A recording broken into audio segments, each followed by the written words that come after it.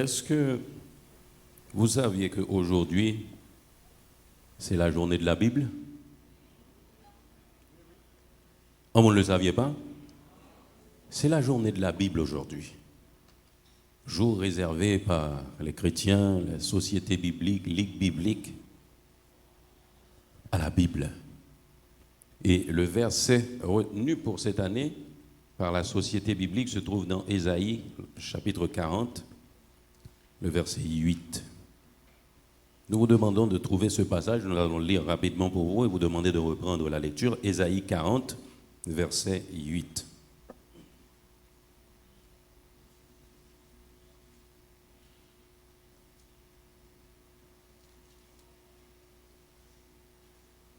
L'herbe sèche, la fleur tombe, mais la parole de notre Dieu subsiste éternellement.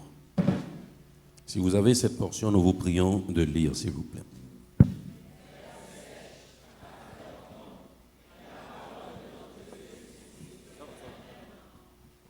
L'herbe sèche, la fleur tombe, mais la parole de notre Dieu subsiste éternellement.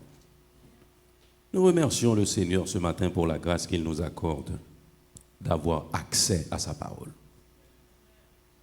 Nous avons accès à la parole de Dieu qui est la révélation même de Dieu à travers les Saintes Écritures. Ce passage nous laisse comprendre que la parole de Dieu à travers les Saintes Écritures se différencie des choses qui passent. Cette parole se différencie des choses qui passent.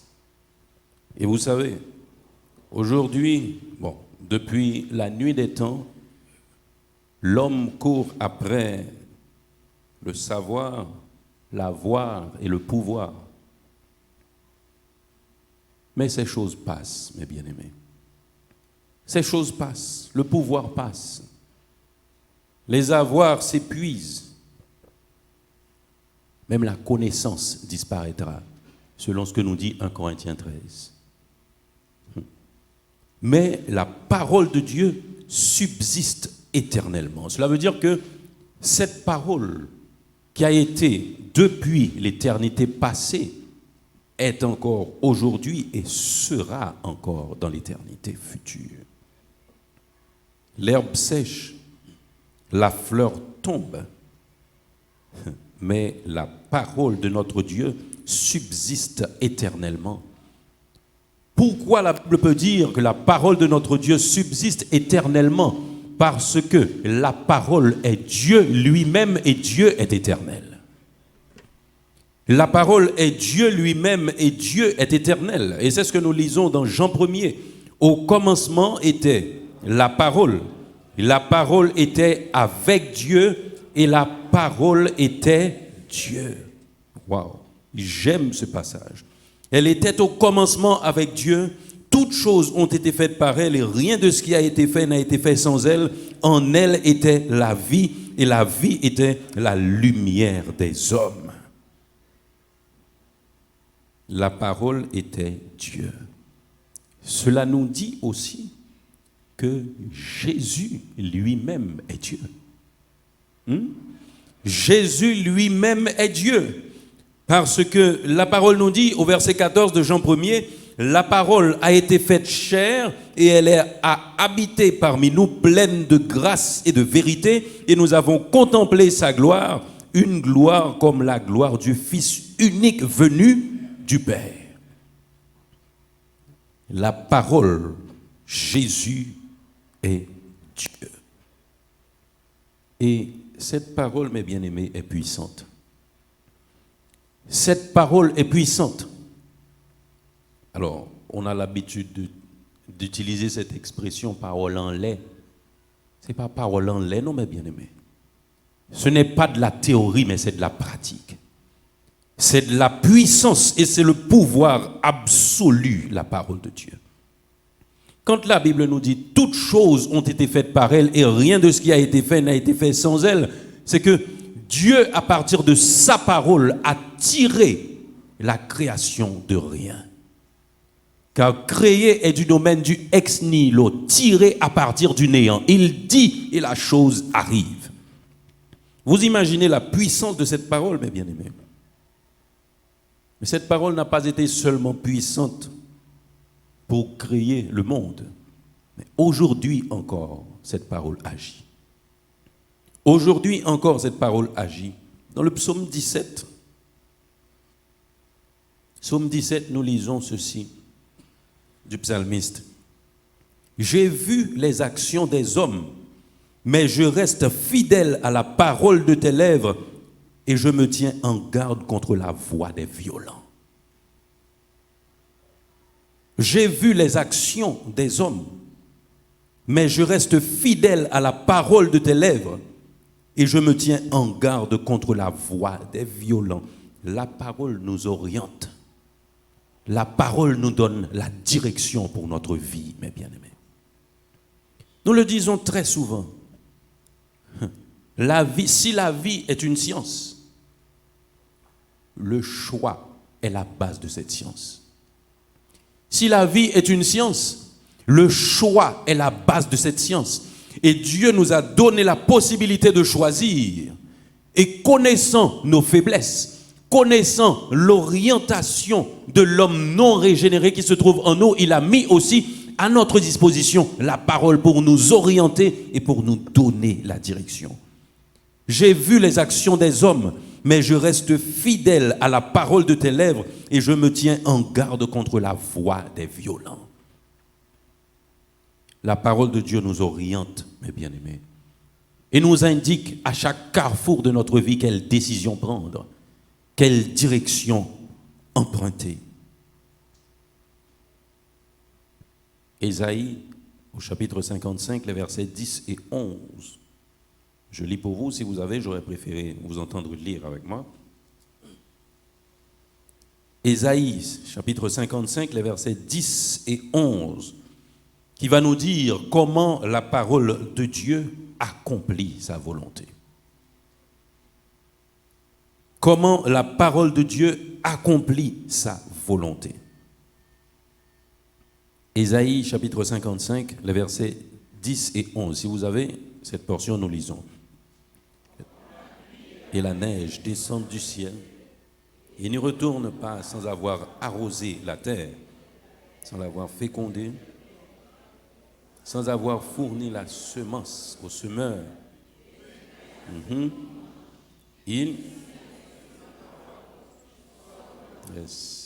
Elle ne revient pas à moi sans effet.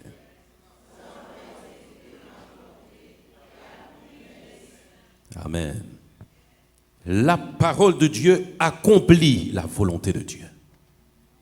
Et si, imaginez un instant, nous avons appris dans le modèle de prière que ta volonté soit faite sur la terre comme dans le ciel.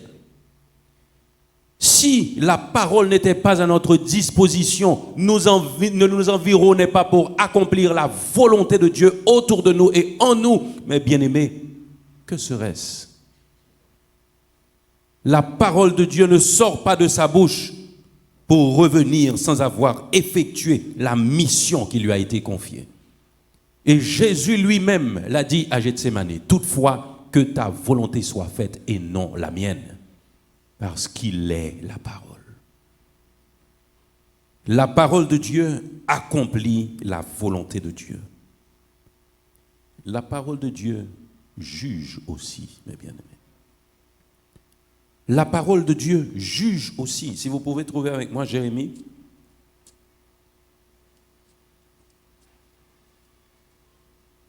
Alors dans Jérémie, nous voyons déjà la sentence du jugement. Jérémie 23, 29.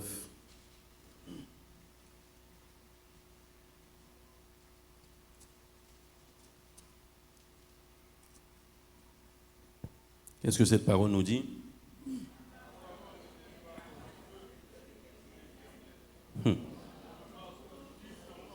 Ma parole n'est-elle pas comme un feu, dit l'Éternel, et comme un marteau qui brise le roc? Le feu est synonyme de jugement. Symbole de jugement, mes bien-aimés. Ma parole n'est-elle pas comme un feu et comme un marteau qui brise le roc? Cette parole de Dieu exécute le jugement de Dieu.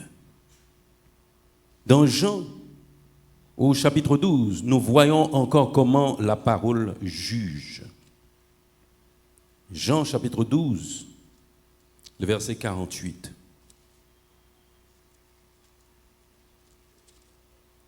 Jean 12, 48. Nous lisons, « Celui qui me rejette et qui ne reçoit pas mes paroles à son juge. La parole que j'ai annoncée, c'est elle qui le jugera au dernier jour. »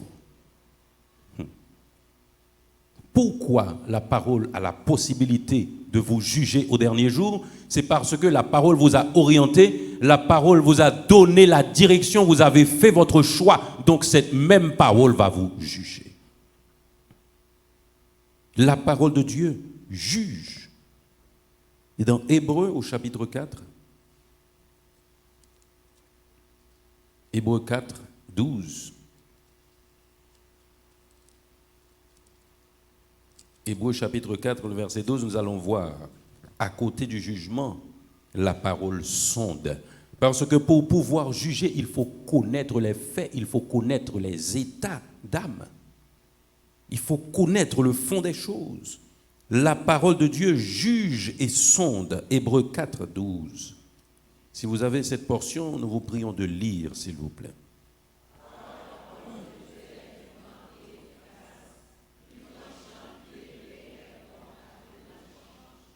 Pénétrante jusqu'à partager âme et esprit, jointure et moelle.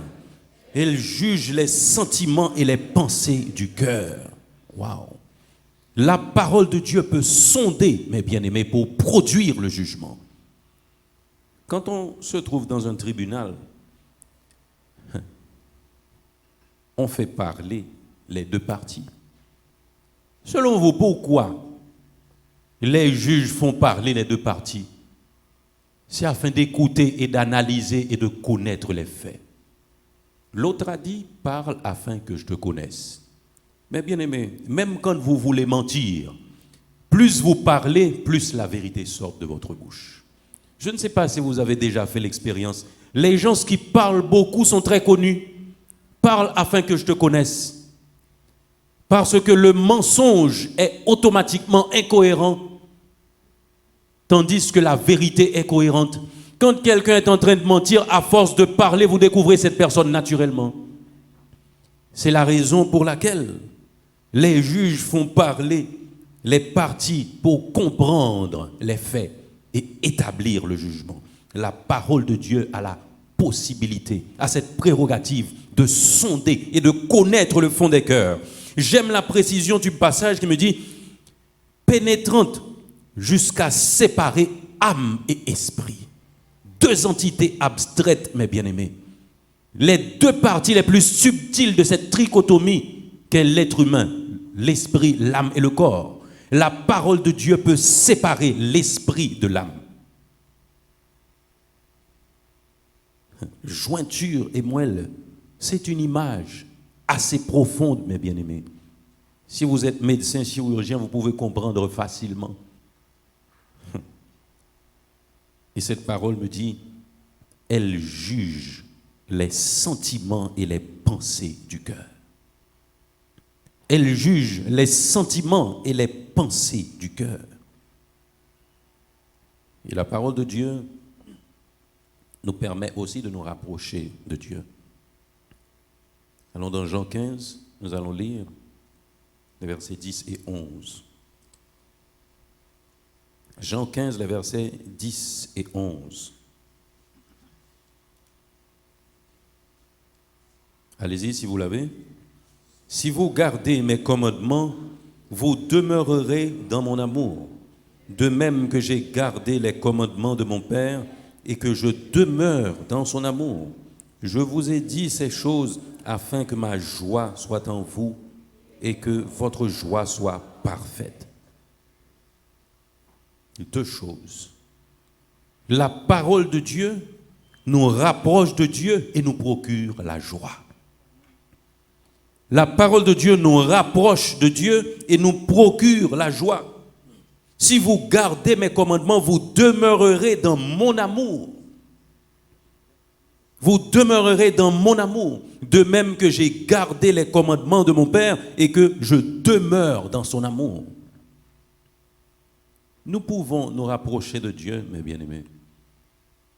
Nous pouvons, comme Jean 17 le précise, faire corps avec Dieu en Jésus-Christ. Parce que Jésus se trouve en Dieu son Père. Et nous, si nous sommes en Jésus-Christ, nous faisons un aussi avec le Père. Nous pouvons donc nous rapprocher de Dieu à travers ses commandements, à travers sa parole. Et quand nous nous rapprochons de Dieu à travers sa parole, cela nous procure la joie qui tend à disparaître dans le monde. Je vous ai écrit ces choses afin que ma joie soit en vous et que votre joie soit parfaite. Acte 20 nous dit que la parole de Dieu nous donne non seulement le salut éternel, mais aussi le salut social. Alors, c'est la vie éternelle d'abord. C'est dans Jacques que cela est défini comme ça.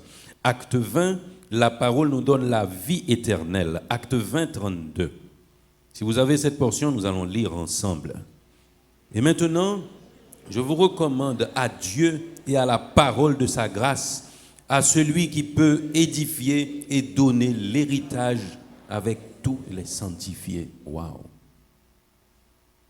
Le salut éternel, l'héritage avec les sanctifiés. L'héritage avec les sanctifiés, c'est l'héritage avec ceux qui ont été déclarés justes par Dieu lui-même, ceux dont les esprits ont été transportés du royaume des ténèbres au royaume de la lumière de Dieu.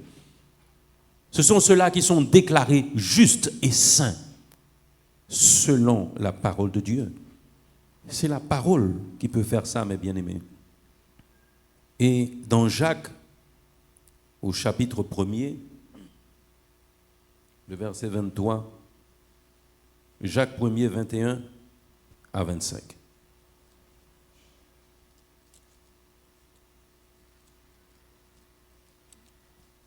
Jacques chapitre 1er, si vous avez les versets 21 à 25, nous allons lire ensemble. Jacques chapitre 1er, Jacques après Hébreu. Tite, Philémon, Hébreu, Jacques. Vous l'avez? 21 à 25, Jacques 1er, lisons.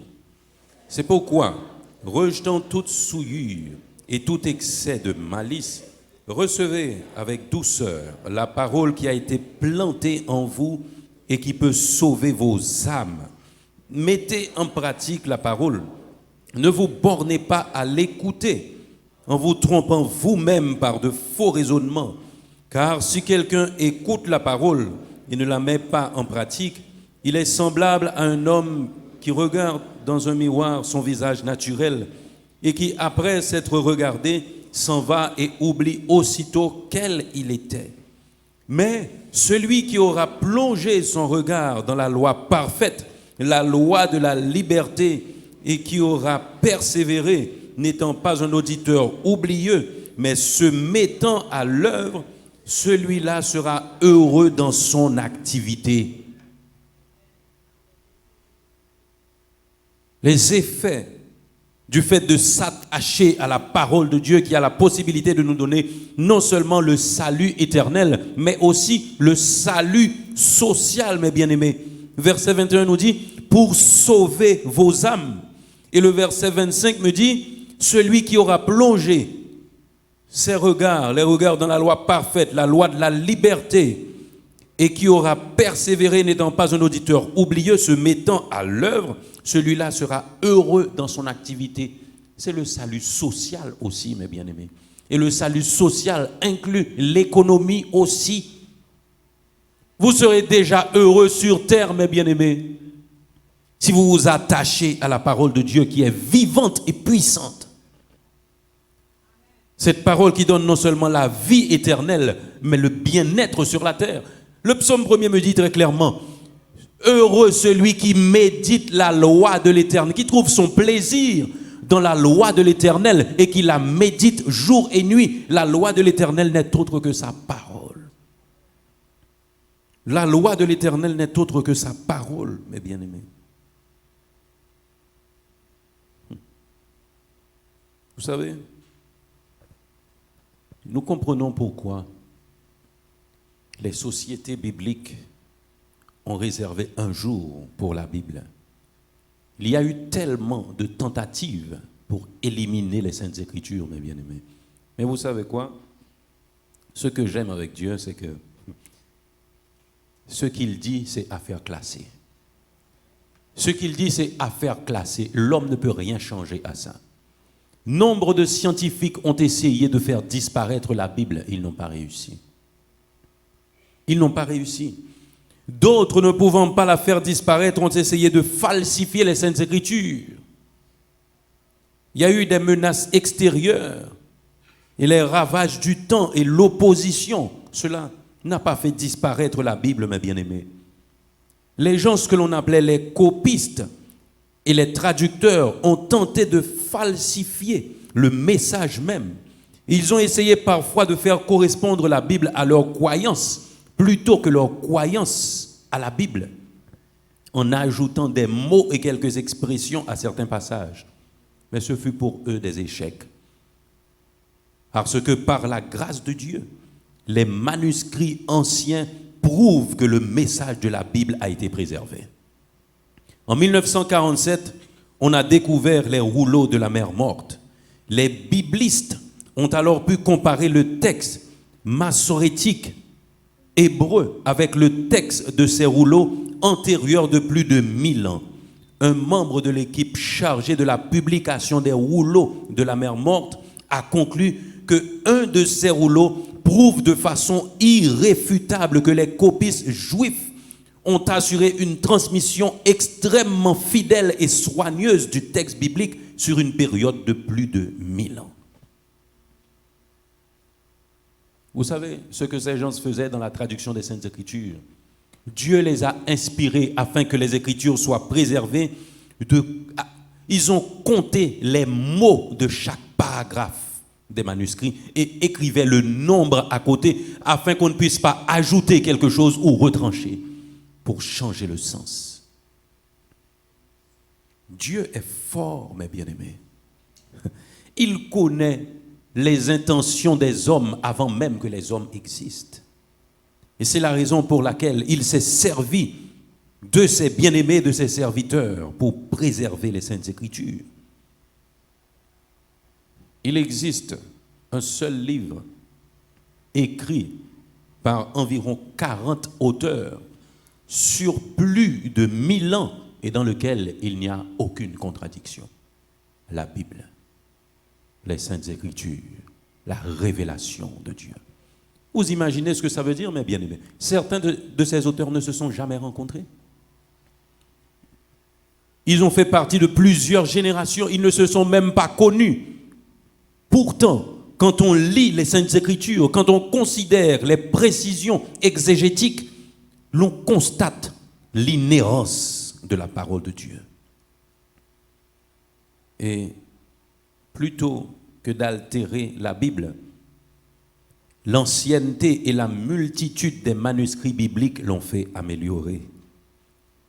À chaque fois qu'il y a eu des problèmes de traduction, Dieu a permis que les manuscrits soient découverts pour que les précisions soient données, mes bien-aimés.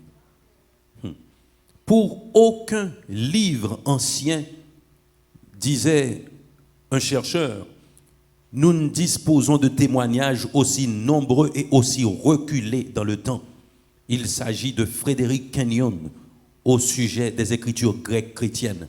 Aucun spécialiste honnête ne peut nier que le texte qui nous est parvenu est d'une grande exactitude. Et concernant les Saintes Écritures, le bibliste William Henry Green a déclaré « On peut dire avec certitude qu'aucune autre œuvre de l'Antiquité n'a été transmise avec autant d'exactitude. » C'est la parole de Dieu. Pourquoi? Parce que Dieu est éternel.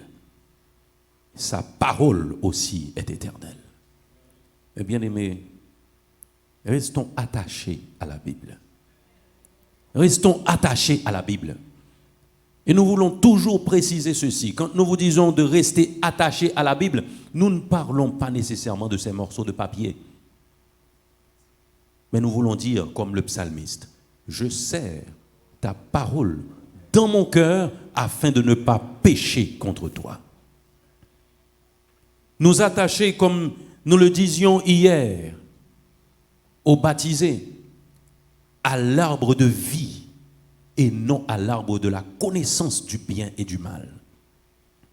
La différence, c'est que selon la philosophie de l'arbre de la connaissance du bien et du mal, l'homme pouvait devenir comme Dieu à partir de la connaissance. L'homme pouvait se sanctifier à partir de la connaissance. Mais l'arbre de vie nous laisse comprendre très clairement que c'est par grâce que nous sommes sauvés, par le moyen de la foi. La vérité a pour rôle de nous affranchir et non de nous transformer en Dieu. Restons attachés à la parole de Dieu, mes bien-aimés, pour notre orientation, pour notre protection, pour nous rapprocher de notre Dieu, pour notre salut social et pour la vie éternelle qui est le salut éternel. Que Dieu vous bénisse.